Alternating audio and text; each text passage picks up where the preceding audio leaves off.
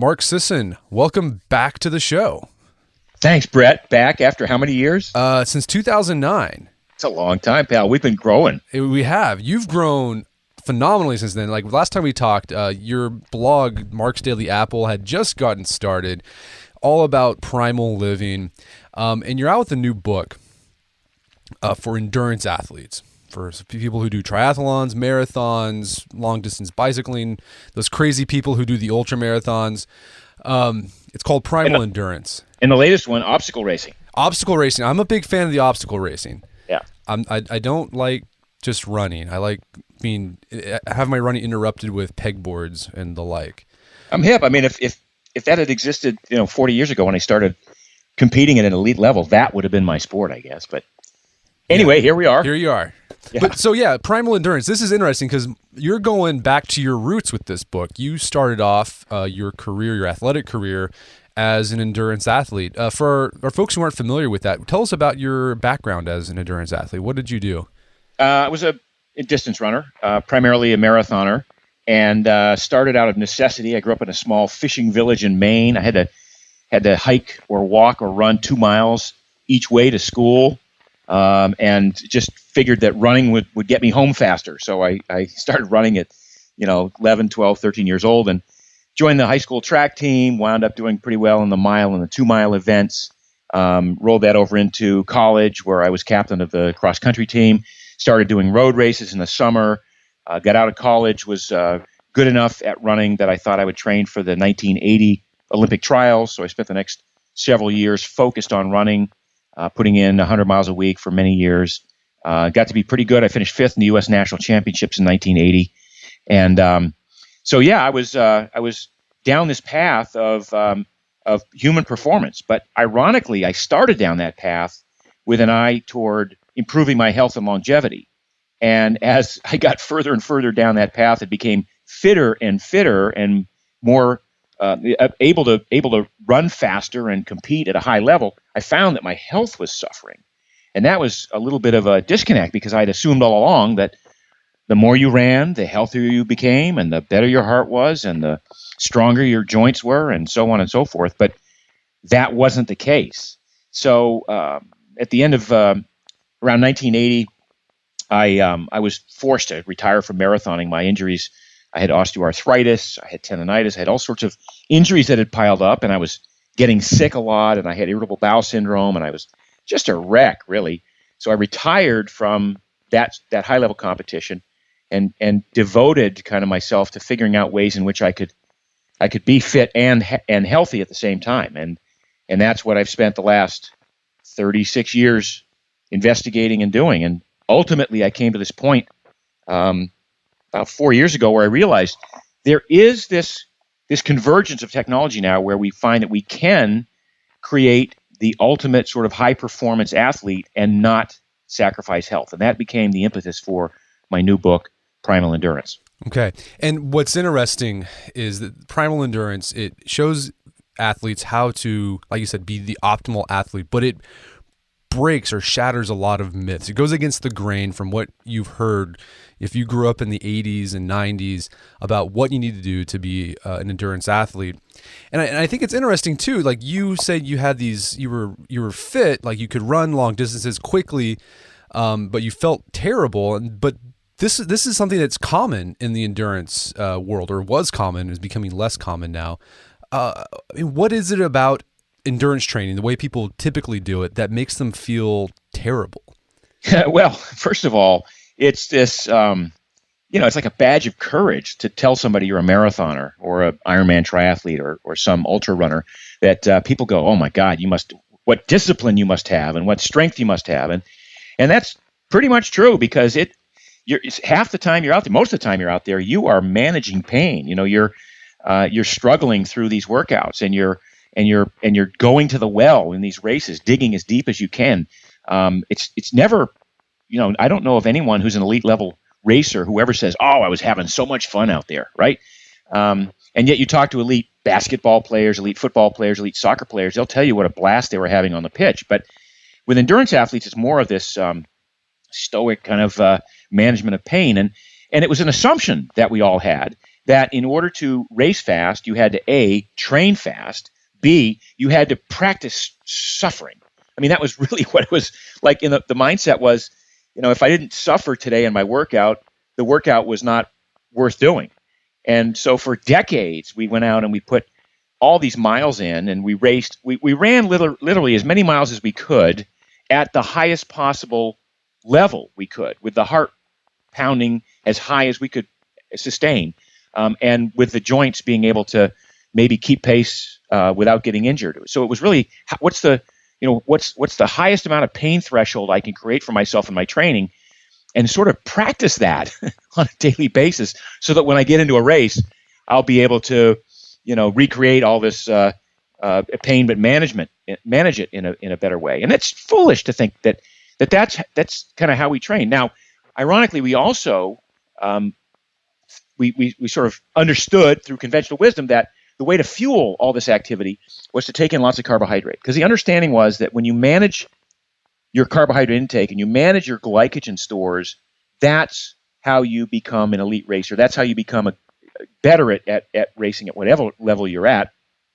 So that sort of begat this whole concept of carbo loading and all of the gel packs and all of the drinks, the pre-race drinks, the during race drinks, and all that stuff was basically contemplated to get more and more sugar into your system, so that you could burn more glucose and sort of put off hitting the wall for as long as you could. Well, those two things, the intense mileage and the focus on carbohydrates, and particularly on sugar, kind of overlooked the main focus of what we should be looking at with endurance training, which is, how do I manage glycogen by burning fat really well? How do I become more efficient at burning fat so that I don't have to put in a lot of carbohydrate, that I don't have to put in a lot of sugar? And once you realize that fat is the preferred fuel for humans in general, and that it becomes the preferred fuel for humans who are competing, once you understand this, you can then begin to take on a training program, that reconfigures your fuel partitioning so that you get most of your energy from fat at reasonably high levels of output, that you spare glycogen, that you don't put so much of this inflammatory carbohydrate and sugar and grain stuff through your digestive tract and your body.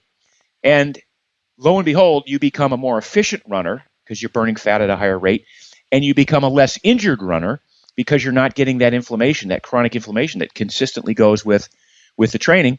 And because you can do so on slower training, and we'll get to that a little bit, and it turns out that we were training at way too high a heart rate and too fast a pace to become efficient. The only way you become efficient at endurance training is to manage your heart rate in a completely aerobic zone, which means at a much more comfortable pace.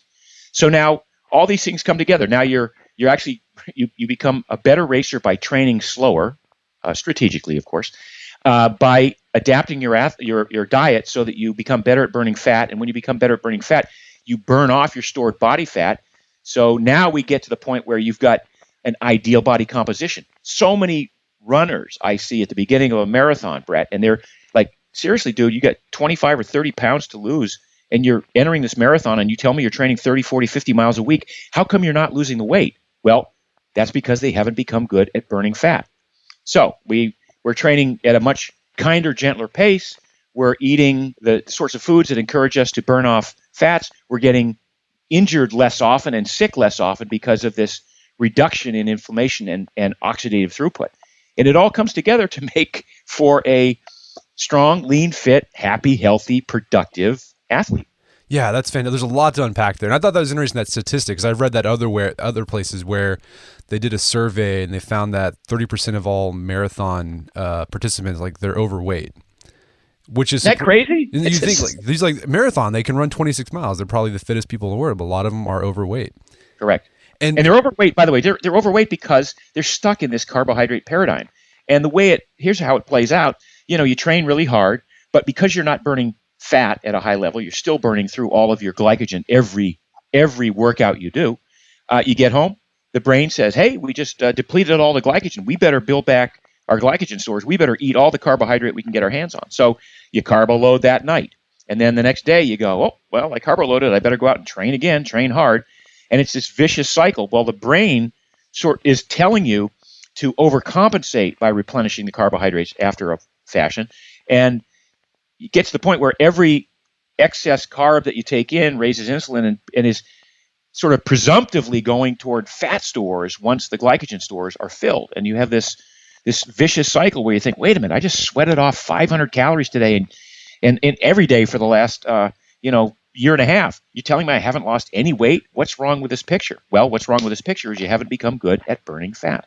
Yeah, that's the chronic cardio that you talked about in the book. Exactly. So let's get into this difference. So the difference between aerobic and anaerobic training, because I think most people think, oh yeah, running, bicycling, those are aerobic activities, and they think of like lifting weights as an anaerobic activity. But what you argue in the book is that many endurance athletes who think they're training aerobically are actually training anaerobically. Right. So we're always doing a mix of aerobic and anaerobic energy production. So at the very lowest levels, it's 99% aerobic, using oxygen to burn fat. So walking around the house, easy jogging, easy swimming, whatever, when your heart rate's just creeping up there, you're in a mostly aerobic zone. As you start to increase the speed, the pace, as you start to increase the workload, as the heart starts to beat harder, you enter a little bit more of an anaerobic contribution, and that is the burning of glycogen through a process known as glycolysis. And so there's a little bit of fat burning and then some glucose glycogen burning. And as you increase the pace and increase the rate of heart rate, it becomes less aerobic and more anaerobic. And that's that part that starts to, the anaerobic part is what we see when we start to build up lactic acid and we start to get out of breath because we can't keep up aerobically. We can't bring in oxygen enough to just do this with an aerobic oxygen-based level. So where we see so much happening with endurance athletes is because they can train at a high heart rate, they choose to do so, thinking that at the higher heart rate that I can maintain in my training for an hour and a half, whatever, the better that must be for me. But what it's doing is it's reinforcing this anaerobic type of training, which is that training which puts you into that lactic acid buildup phase that takes you away from the aerobic training. So the first sort of lesson that we learn in Primal Endurance is, where's that sweet spot where I can train my heart at its highest possible rate, but still mostly aerobic? And it turns out that it's a number that's proven empirically over the last 20 years to be 180 minus your age, plus or minus a few beats based on genetics and predispositions and perhaps your athletic history. But 180 minus your age. So in my case, I'm 62. So 180 minus 62 is 118. So 118 is the highest heart rate that I should be holding in long endurance efforts. If I'm on the bike, if I'm hiking, if I'm jogging, if I'm wandering around the house quickly or whatever I'm doing, 118 is that heart rate for me at which I'm putting mostly oxygen through my body and I'm not entering into any anaerobic contribution. Now, what a lot of people find is because they've trained so hard for so long and like I'm a person, I could, if I wanted to, Brett, I could go hold 165 beats a minute on the bike for 20 minutes or 30 minutes or maybe longer. But it's not efficient. At that rate, I am not burning mostly fat. I'm burning mostly carbohydrate, and I'm reinforcing that whole energy system of carbohydrate dependency, and I'm not becoming more efficient at burning fat. So with that 180 minus your age, which in my case is 118 beats a minute, that's the maximum heart rate that I can go at. Now, people say, well, Mark, I tried your program, and I can usually run 730 miles, but when I limited my heart rate, I wore a heart monitor, and I didn't let my heart get above, say, 140 for a 40-year-old. I was going like 13-minute miles. What's up with that? I can go a lot faster than that. Well, what's up with that? We just proved that you are not very good at burning fat. We just proved that you are not very aerobically efficient. So in Primal Endurance, in the book, we talk about one of the strategies for becoming more aerobically efficient is to limit your heart rate to that number for most of your base training. Don't exceed it. If you do, not for very long. And over time, you'll find that your efficiency improves. So that same person who was running 12 or 13-minute miles over time is now going, well, wait a minute. Now at my 140 maximum heart rate, hey, I'm doing 10-minute miles, or I'm doing 9:30s. And then a month later, wow, I'm doing 8:30s. What does that mean? Well, what that means is that they're doing 8-minute and 30-second miles, burning mostly fat, burning 97, 98% fat. So that when they go ramp up the next phase of their training to become faster and more powerful, if you will, they're starting at a much higher base of fat burning, which will benefit them when they get in a hard workout or they get a race against somebody who's not as efficient as they are. Does that make sense? That makes sense. So you got to slow down to speed up in the long run. I mean, that's the mantra, and it's counterintuitive at first, but when you understand the biomechanics and the biochemistry of it, you can see that if we're talking about becoming a more efficient fat burner, and if we understand that fat is this preferred fuel that we want to tap into, so that we can better manage our glycogen stores and spare glycogen, because there is this science that suggests that once the muscles are out of glycogen, you hit the wall. So now if I'm running at the same pace as the competitor next to me, but I'm burning at the pace that we're at, I'm getting 80% of my energy from fat and 20% from glycogen, and that person is getting 40% of his energy from fat and 60% from glycogen at the same pace. Who's going to run out of glycogen faster? He is. Now, so if we go at the same pace, he'll die. He'll hit the wall before I do. Conversely, if I want to match his fuel partitioning, and I want to go 60% or 40% fat and 60% glycogen, I'm going to be going a lot faster than he is from the get-go because I'm that much more efficient. Okay. And so, I mean, I imagine this, when people hear this and they put it into practice first, it's extremely frustrating. Like, you might be doing a lot of walking during your if you're a runner, runs. Yeah.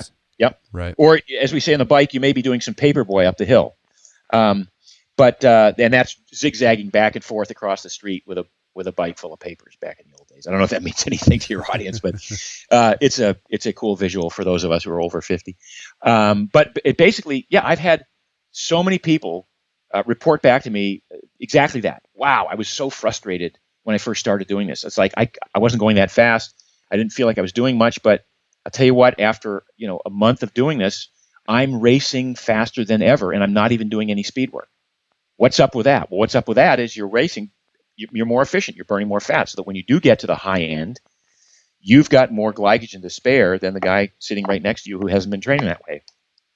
This is fascinating. So before we get into the nutrition, because that's connected to this, let's continue with the training, because one of the other things you talk about in Primal Endurance that sort of goes against the grain of what you traditionally hear in endurance sports is this idea strength training should be an important part of an endurance athlete's programming, and not just like any type of, like, I think most people, when they think endurance athletes doing strength training, they think maybe some barbell, some dumbbells, some lunges, but you're recommending like barbell training, like deadlifts and squats. I mean, right. So if you're a runner or cyclist, it would be those the lower body stuff, the complex exercises like weighted squats and deadlifts. And the reason is it's to develop sustained power. So what happens in a race, a couple things happen when you're competing, one of which is certainly that ability to produce energy at a more efficient rate and to fuel the muscles. But the muscles still have to have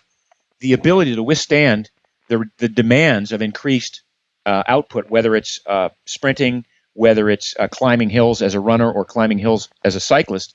And what we see happening over time, particularly in the longer events, is that athletes may have 100% of their max power on the first hill, but then the second hill rolls around, and even though their energy production is reasonably good, the muscle fibers themselves are starting to tap out because they haven't trained for this ability to sustain power over time. And so we see cyclists who will maybe climb the second hill at 75 or 80% of their max capacity or max power, and then by the time the third hill rolls around, they're at 65%. So what can we do in terms of training to increase that ability to sustain power over the long haul? And what we do is we load those muscle fibers deeper and deeper. We put more stress on them in a short period of time through specific things that we do in the gym. For example, we might do weighted squats, and we might determine, well, what is my 1 rep max on a squat? And let's just say, if you're an endurance athlete, it might be, say, 100 or 200 pounds, shall we say. Well, then we take 80% of your 1 rep max, we call that 160, and instead of doing 1 rep and stopping, or conversely, instead of doing, say, 80 or 100 pounds, 20 or 30, times 10 reps times 3 sets, and then walk away, we take a hybrid of that, and we go, okay, 80% of your 1 rep max, we're going to do we do as many as we can right now, do a quick 10-second rest, don't even re-rack the equipment, or don't really walk away from it, do a couple more, maybe take a short rest there, do a couple more, and we keep loading those fibers until we can't complete 1 more rep with perfect form, and form being the sort of main arbiter here.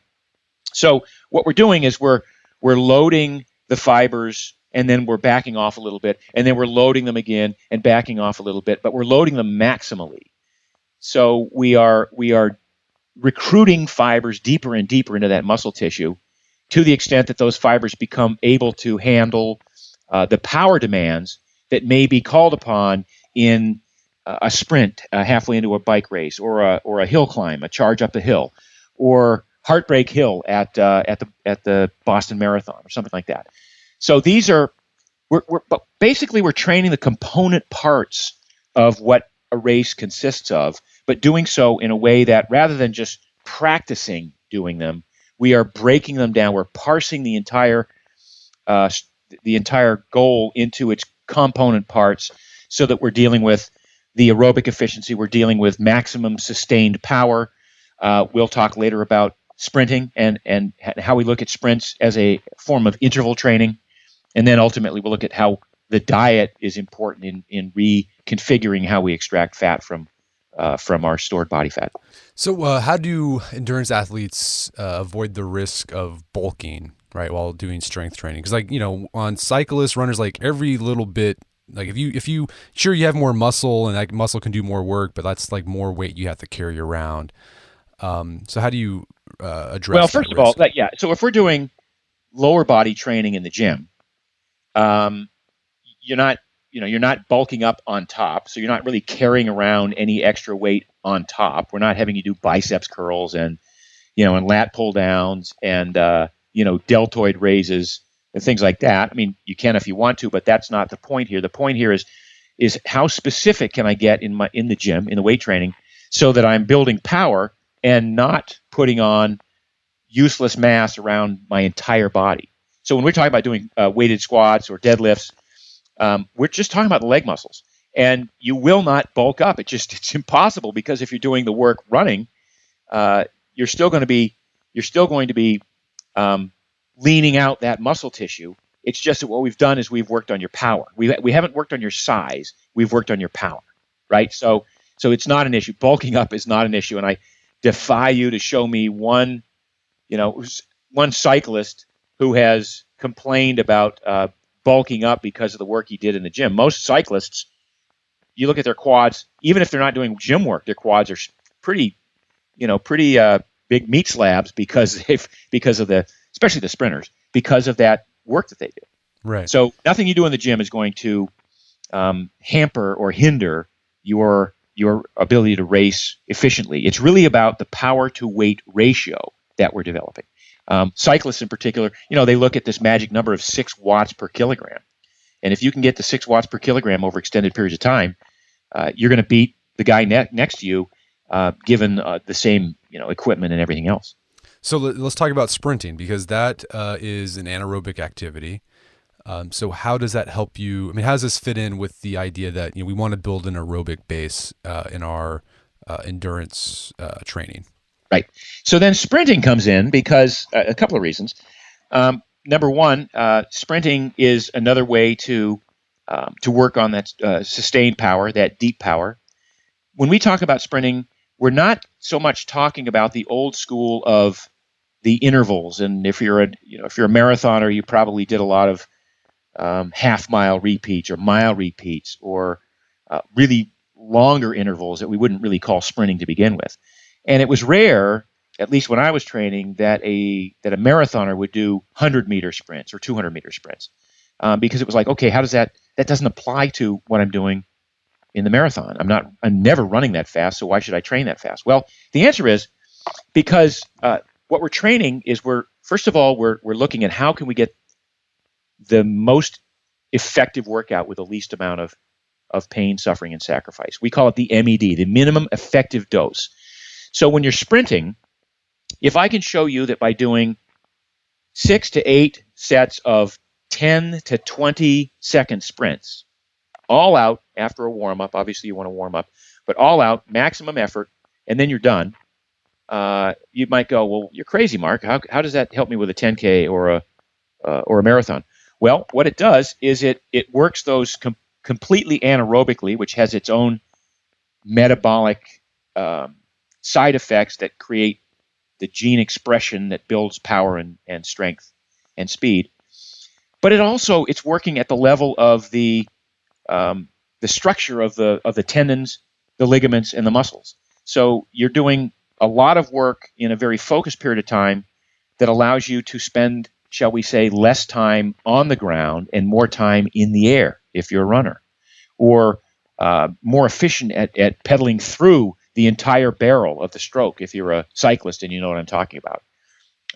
Cyclists, the idea to become an efficient cyclist is to be inside this cylinder that you're always trying to pedal out of.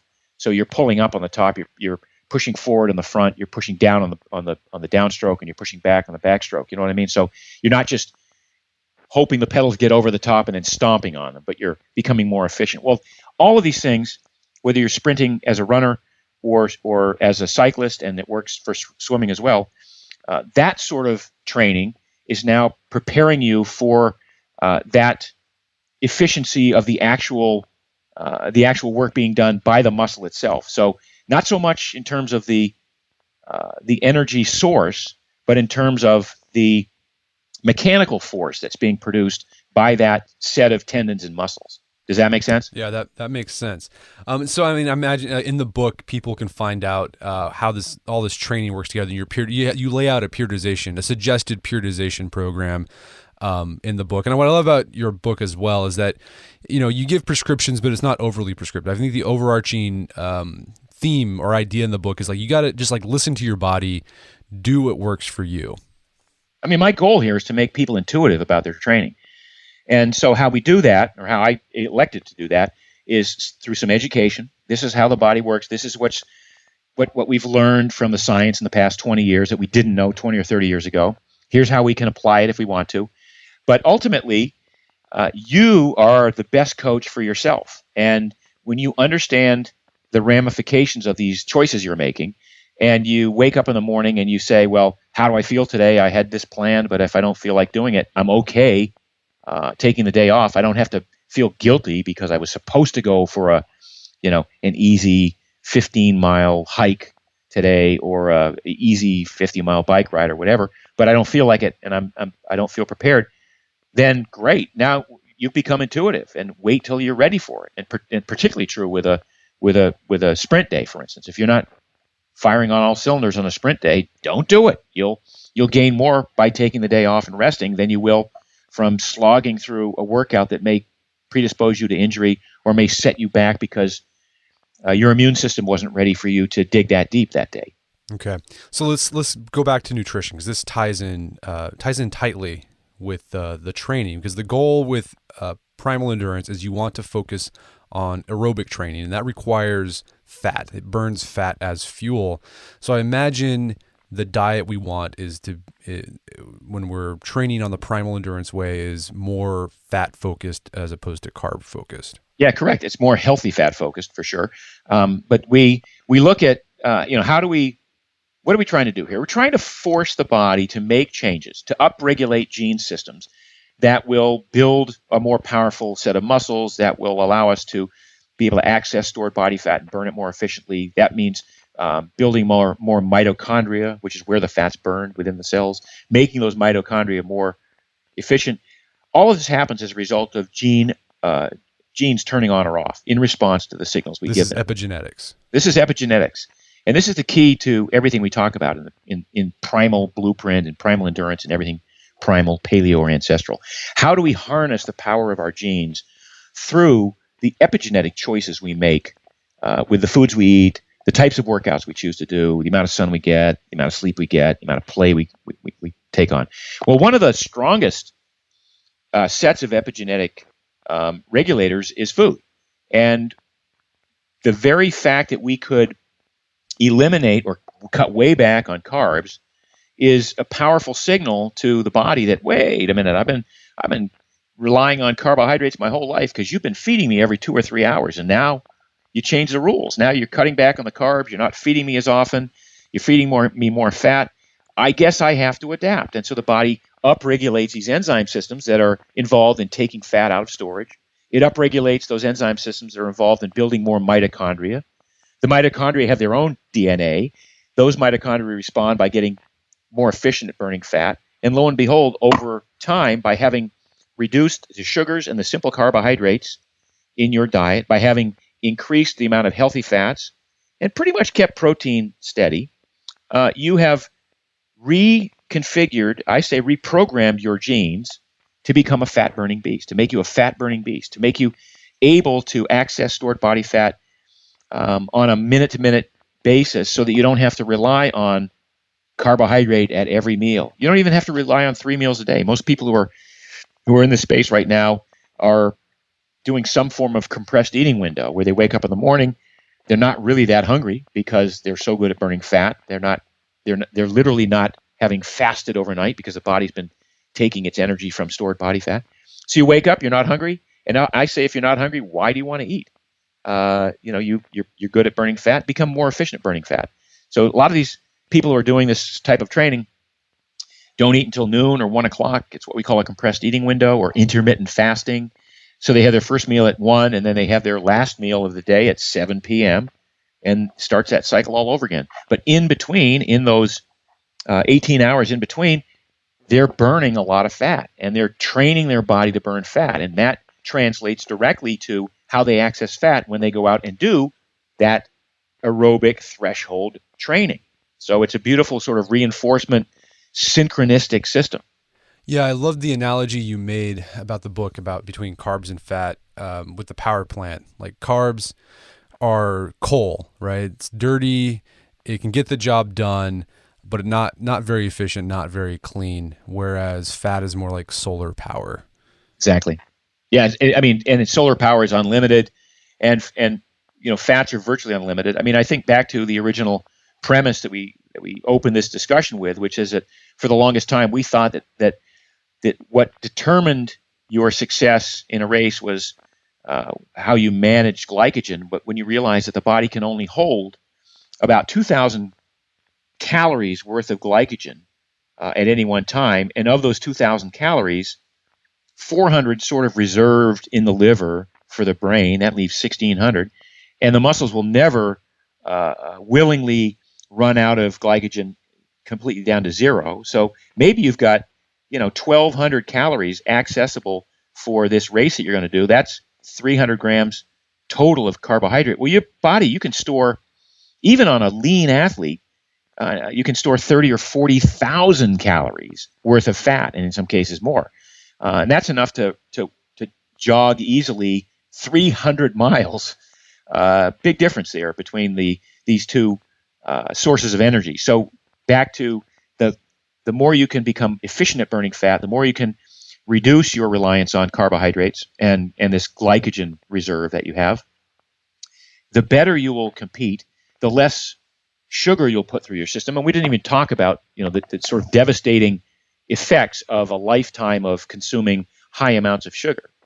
Right. I mean, it's terrible. I mean, you can talk about some of it. Some of it's just, it's fascinating what the sugar does to our bodies.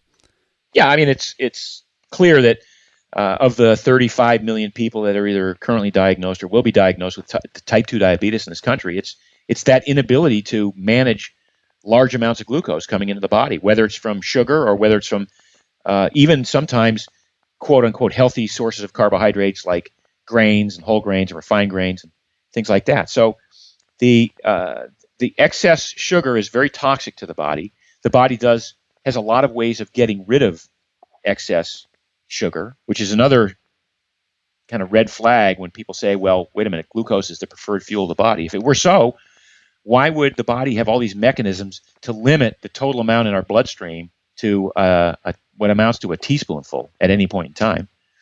And why would it allow us to store unlimited amounts of this other very efficient fuel that we call fat? Too much sugar is inflammatory, and that was one of my biggest issues with my heyday of the training, when I was consuming 700 to 1,000 grams of carbs a day to be able to fuel my 100 miles a week of training. It turns out that was very pro-inflammatory.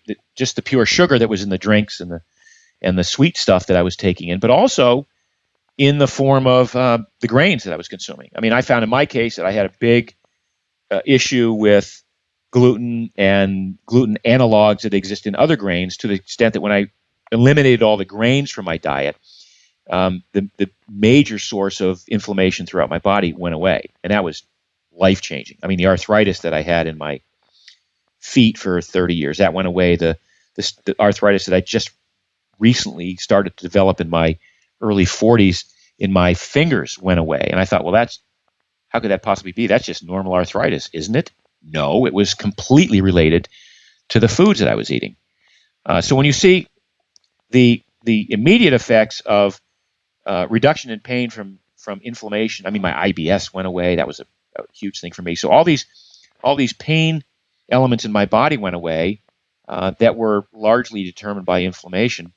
I started to think in terms of the latest philosophy in heart disease, which is that heart disease is not a factor of cholesterol and saturated fat per se, but it's a disease of inflammation.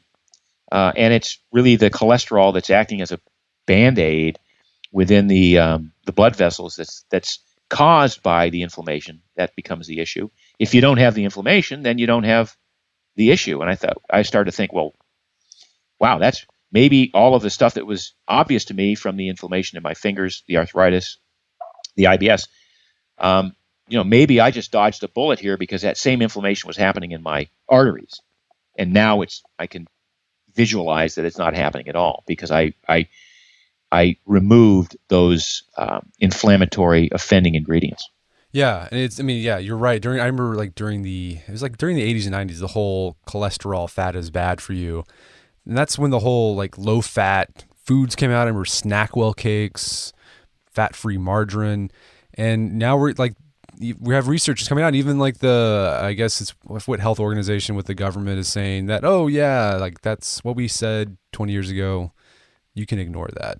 Well, I wish they'd say that, but they don't quite say that. They say, maybe some of the research on saturated fat isn't as overwhelmingly negative as we've been telling you for 40 years. So they're slowly backtracking, but it's still frustrating to see the guidelines, at least by the U.S. Department of Agriculture and the FDA and the Departments of Health, that are clinging to this notion that, well, we should still limit fats to a very low number, and we should still make complex carbohydrates the base of our food pyramid.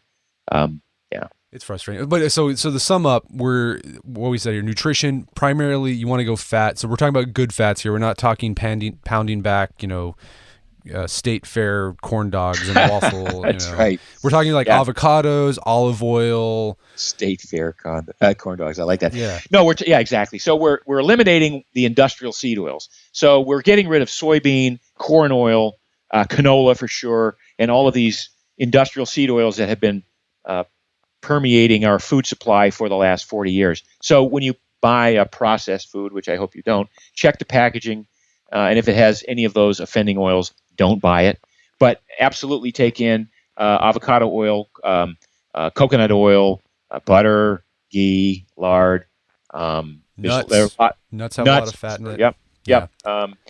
And things like that, and then grass-fed animals, if you're inclined to get your sources of protein from animals, either pastured chicken, grass-fed beef, line-caught wild salmon, things like that. And your carbs should probably be like vegetables. We're talking like broccoli, Yeah, so sweet right, potato. So you're not saying like, I mean, you do talk about in the book, you could go like no carb and go to like a ketosis, which is even like cleaner than fat.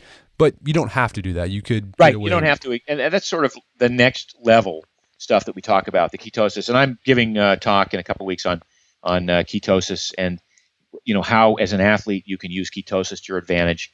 But it's a commitment. And I'm not even spending that much time in ketosis, even though I'm a big fan of it as a tool for enhancing your ability to burn fat. I'm a fan of cyclic ketogenesis, which means you go into ketosis for a couple of days or a week, then you go out for a while. And when you're in ketosis, you're giving your body those signals. So it's improving the efficiency of the mitochondria. It's doing a lot of good things. And then when you go out of ketosis, as long as you don't start cramming down, sugar and increasing your carbs dramatically, you'll retain that metabolic machinery that you just built. So there's a way to, I was going to say have your cake and eat it too, but I wouldn't say that. Have your olive oil. Yeah, well, have your cheesecake or whatever, not cheesecake. Yeah, your whatever. There's a way to do this and get the benefits of all the tools and strategies that we're talking about here. You don't have to really commit to being in ketosis for long periods of time, or for the rest of your life, as some people I'm talking to are. They're so enamored of it that they're saying this is the way to a really long life. To be honest with you, I just like to eat such a wide variety of foods that I don't want to eliminate so much from my diet that my gustatory pleasure is compensated for. Like gustatory. All right. So besides the diet and the nutrition, what other lifestyle changes should endurance athletes make to perform better? With a lot of stuff we talking about in the book is find ways to move throughout the day. Every time you're moving throughout the day, you're contributing to your aerobic efficiency. So if it's a stand-up desk, at my office, all my employees have the option to get a treadmill at their stand-up desk if they want. So some people are putting in 8-9 miles a day of easy walking while they're doing their work. But find ways to move. Take a lunch break with your work mates. Have a meeting during a walking session. There's sort of the new thing among the WeWork crowd and the millennials is having walking meetings. Let's see. I like. I get a massage once a week. I'm a big fan of deep tissue massage, so I get worked on, I get the kinks worked out, get sort of actively stretched or passively stretched, I should say, in that process. I like cold therapy, so I do a little cryotherapy. I have an unheated pool. Every night before I go to bed, I might jump in the pool, spend 2 or 3 minutes cooling down, and then towel off and go to bed. And I sleep like a baby. Sleep is another important part of our ability to perform better. We only perform well when we recover and improve from our workouts. And sleep is that time at which the body is doing its greatest amount of restoration and repairs. So it's critical that anybody intent on improving performance manages sleep to the extent that they're getting 7.5, 8 hours minimum per night. Well, Mark, this has been a fascinating discussion. Where can people learn more about Primal Endurance and the rest of your work? Sure. Mark's Daily Apple is my blog. Written a post every day for going on 10 years now. September. Yeah. Primalblueprint.com is our e-commerce site where you can buy our books, get the endurance book there. Also, some of our healthy fats. We've got a new line of product called Primal Kitchen. So we have very healthy mayonnaise, the world's healthiest mayonnaise, made with avocado oil there. Those two sites are the main thing. You obviously buy Primal Endurance on Amazon and finer bookstores anywhere. So if you're interested in becoming better at performance, whether you're an athlete or not, it's a cool new strategy and technology. Fantastic. Well, Mark Sisson, thank you so much for your time. It's been a pleasure. My pleasure as well, Brad. Thanks. My guest today was Mark Sisson. He is the author of the book Primal Endurance. You can find that on Amazon.com. And also make sure to check out his website, marksdailyapple.com. He's got tons and tons of free content on there about eating, primal living, exercise, etc. You name it, he's got it. Go check it out. And also make sure to check out the show notes at aom.is/Sisson.